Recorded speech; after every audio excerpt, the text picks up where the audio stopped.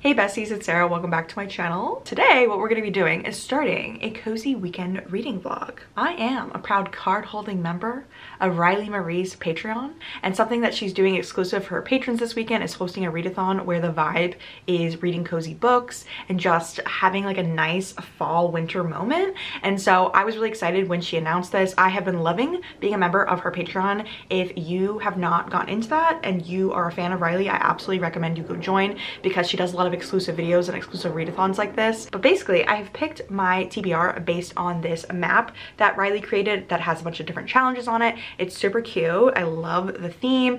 I think the idea she has is that we're like going on a picnic together, and so you have to collect 3 of these items to make it to the picnic. And so there's a bunch of different challenges here, and so I'm gonna attempt to read 3 books because the only challenge on this list that I don't really think I could come up with a book for is a 5-star prediction, because I literally never know what I'm going to give 5 stars because I am a picky bitch. So it is 11:40 right now, so I am starting a little bit late today on Saturday, but that's fine. I think the way that I want to do my TBR is following the map that Riley has made. I have this vision of me editing myself moving along this as we go through this vlog, so I think that would be funny, so we're gonna do that. So I am gonna start with reading a cozy book. I think for this I'm going to pick up a Secret Society of Regular Witches, the Regular Society of Witches, whatever that book is called. People have been talking about it a lot lately, and I have really been wanting to pick it up. Everyone is saying it's super adorable. Riley said that it was practical magic meets the House in the Cerulean Sea, which for me, those are 2 of my favorite things. I will be reading that because I love practical magic. That was one of my favorite movies when I was a child. Like, everything about practical magic makes me feel so warm inside. Like, I want to rewatch it all the time. It's so good. Maybe I should read that book series sometime. People have been talking about this book and I am really excited. I don't know exactly what it's about, just that I think witches are always orphaned because whenever you get your powers, your parents die, I think. And so our main character is a woman who is orphaned, and I think she goes to work at an orphanage for witches, but typically witches don't stay close together because their magic is too powerful. I don't know if I'm mixing up multiple plots of books, but I feel like that's what I remember people saying about the plot of this. But yeah, let's just get into it. Let's go unuglyify myself, and then we'll go do my errands. The first thing that I need to do today is go to a running shoe store to get shoes because I like walking on a treadmill at my house, and the shoes I have right now are not working. My feet always hurt. But she also resented having such an inconsistent, autocratic figure in her life. Once she reached adulthood, the nannies and tutors went away, and Mika declined Primrose's offer to stay. She moved out of the house, and for the past 13 years, she had, more or less, only seen Primrose on the 3rd Thursday of every 3rd month. Is putting butterflies on my face a little bit much for running errands and going to get fitted for sneakers? It might be, but I'm gonna go into that running store and pretend that it's normal. Everyone puts butterflies on their face. Like, you're the weird one for thinking it's weird. So I'm a little ways into the Secret Society of Regular Witches. I think I have finally gotten that book title correct, and I am really loving it so far. I feel like the comparison to the House in the Cerulean Sea is very accurate. I am learning a lot about myself that I love cozy books. Like, cozy books might be my favorite genre of all time, and this book already has cozy vibes, so I'm very excited to keep reading it, and I'm very excited for the romance because it's definitely going to be a grumpy sunshine moment, and I'm just really excited for it. Okay, I was on my way to the running store and I realized I wasn't wearing socks. I literally wear Crocs every day, so I forget to wear socks a lot. And I realized that if I go to a running store to try on shoes and I don't have socks on, I don't know if they give you socks. I was feeling embarrassed, so I saw a Five Below on the way, and I ended up buying a bunch of stuff at Five Below. So let's just do an impromptu Five Below haul. Okay, so I decorated my bookshelf recently for Christmas, and I saw this and I thought this would make a great addition. It's very cute.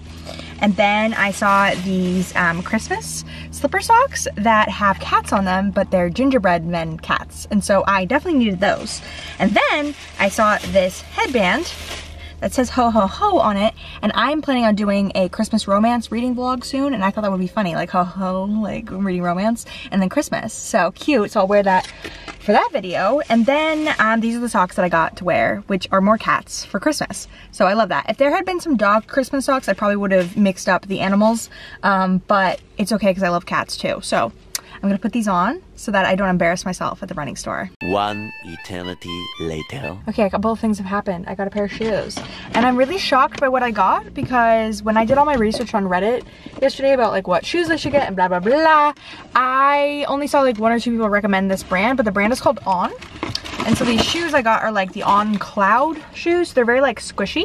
A lot of running sneakers are ugly as fuck. So I appreciate that I got a cute pair. And then I also bought some like high arch like inserts in here. So I did spend a lot of money because sneakers are not cheap. It's literally Black Friday weekend, and the reason I waited so long to get sneakers because I've been wanting new sneakers for a long time, because I was like, oh, surely on Black Friday there'll be some sort of deal. There was not. So let's go get lunch. When I say lunch, it's like literally like 2 or 3 p.m. right now. What time is it?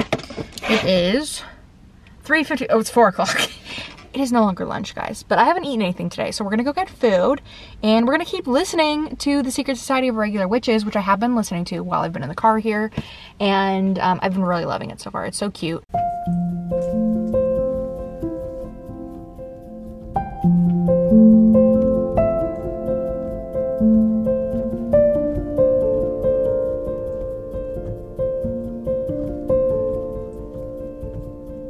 Have some reading updates. I think I am a little over halfway through The Secret Society of Regular Witches. I feel like I will never get that title right, but I think I'm over halfway. I don't know. I haven't really looked at the audiobook like on the screen to see how far I am, but I am struggling. I really want it to be a 5-star read. There's a lot of aspects of it that are things that I love in books, but it's kind of leaning more towards 4 stars. It's still very delightful, but I'm not loving the pacing. I feel like there's a lot of telling and not showing. There's a lot of time jumps and a lot of conversations that you do not get to witness, that you just get told about. And so I am feeling a little disconnected from the characters. Like, it is still cozy and cute and I still really like it, but I'm just feeling like I'm missing something. I almost feel like I want to reread this another time. I saw on TikTok that someone had gotten a Christmas tree from the dollar store, and Erin and I decided this year that we don't really want to put in the effort of getting like a real tree or anything. And so when I saw this on TikTok, I was like, oh, that would be so fun. So I passed by a Dollar Tree and I got it. I got a 4-foot Christmas tree. So we can put this up together in this vlog. And then also I got some ornaments, and they didn't have tree toppers, but they did have these bows, so I'll probably put this bow at the top. Also, randomly, I decided to go over to the book section, and I saw that they had the sequel to Nevermore, and even though I literally already own a copy, like I have it like right there, I couldn't leave this behind. I feel like that would be so rude to Jessica Townsend to not purchase it for $1. So maybe I'll give this to someone down the road. I don't really know what I'm gonna do with this because I literally already have a copy of it, but I just felt like it needed some love. Like, I can't believe that this was at the Dollar Tree. 2 hours later. Okay, so I finished the book and I still feel similarly to what I was just saying before about how I felt like the storytelling was a bit, I don't even know how to describe it. I feel like it was like distant for me. Like, I had a hard time really grasping the story. I think I'd have to reread it to really see if I like loved it or not. But I think ultimately I'm going to give this book 4 stars. I think that it was really cozy. It felt like a warm hug. It was very cute and I did like the romance, but ultimately like it didn't make it as being a favorite of mine. Like, I just felt like it was missing something in the narrative. So next up on Riley's map, we're going to travel up. We're gonna skip over the reading sprint. We're gonna take a little shortcut through this little house and then go up to novella. And for novella, we're going to read Come Tumbling Down by Shauna McGuire. This is the 5th installment in the Wayward Children series. It's been quite a while since I read one of these books. I wanna say I read the last one in An Absent Dream when it came out, which was like either 2019 or 2020. I can't fully remember when it was, but it's been a long time since I delved back into this world. So I'm pretty excited to pick this up. I know that this book centers on Jack and Jill, who were both in the first book and then also featured with their main story in the second book. So I think we're kind of coming back to where we left off with them. I'm gonna be upfront, I might have to look up a summary because I don't fully remember. I think what I'm gonna end up doing is I'm going to take off my makeup and just relax, cuddle up, maybe get together with my cats and have them in the vlog.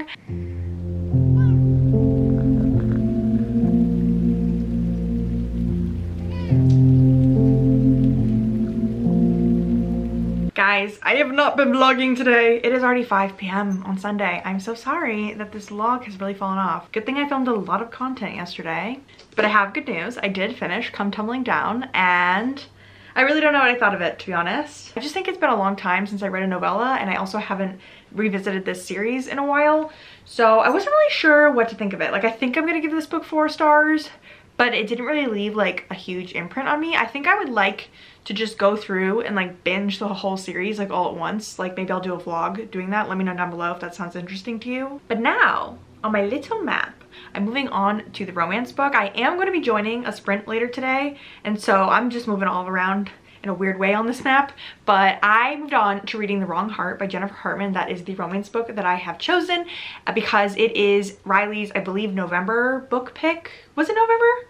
I think it was November. Her November book pick for her book club. I don't know when she's doing that live show. I'm just saying that this whole video is basically an advertisement for joining Riley's Patreon. I really find that it's worth it. I'm literally friends with her, but I love being a member because she gives us extra content. There's reading sprints, there's these readathons. There's a lot to look forward to being in her group, and there's a book club. So I believe The Wrong Heart was what she chose for this month, and so I'm a huge fan of Jennifer Hartman because of Riley. I've read Still Beating, and then I also read what was it called? Lotus.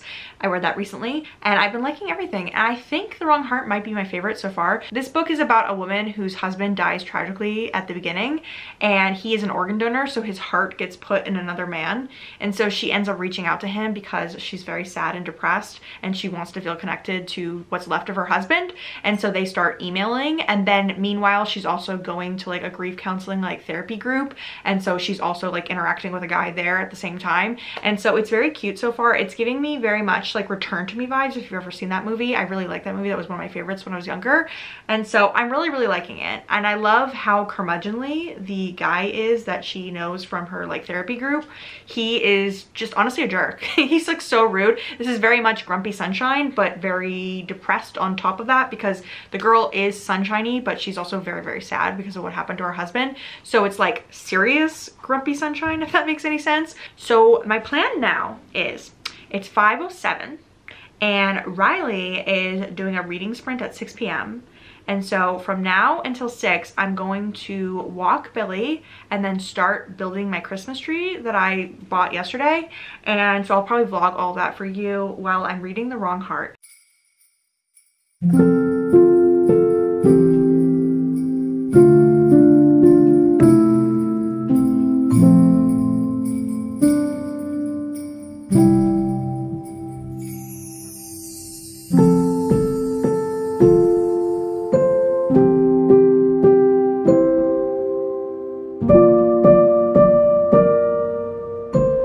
Okay, here's the Christmas tree.